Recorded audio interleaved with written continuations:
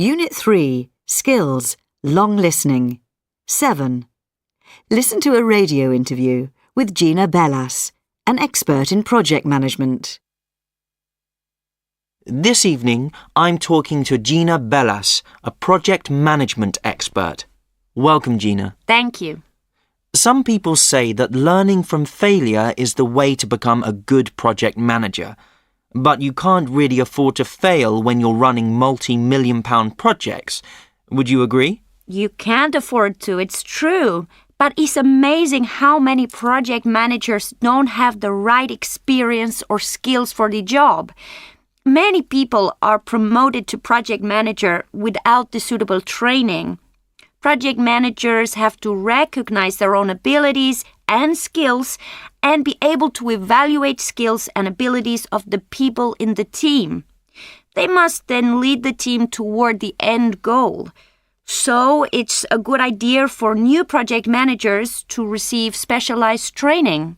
What kind of skills or experience do they need? One of the biggest mistakes is not defining goals clearly enough. If you can't give your team clearly defined goals, then they're not going to know exactly what they have to achieve. A project manager shouldn't set goals that are simply impossible to achieve. I see what you mean. I also know that many projects seem to change goals as they continue. Yes, this can be a big problem. Clients often request changes, and the project manager must assess these requests and make sure that firstly they can be implemented and secondly that they're really needed.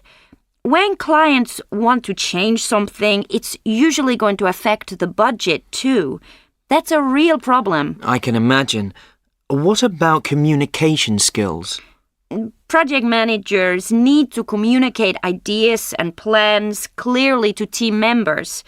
Without this skill, problems will begin to appear and a potentially successful project could fail. I find communication is often one of the weakest skills in many managers, not just project managers. A manager needs to understand the team well and be able to demonstrate this in the way he or she communicates. Otherwise, the whole team will be demotivated. I see. What other things can demotivate teams? Well as poor communication, setting impossible deadlines is the quickest way for project managers to lose control. But perhaps one of the worst things is not having the resources to do the job properly. With pressure from all sides, the project manager must make sure that the team has everything they need. What about dealing with unexpected problems? Well, of course, project managers do risk assessments. Without that, projects probably won't finish on time, or they may not even finish at all. However, you can never plan for all unexpected issues. Managers should build some kind of flexibility into the schedule to allow for these. Thank you. I'm afraid we've run out of time.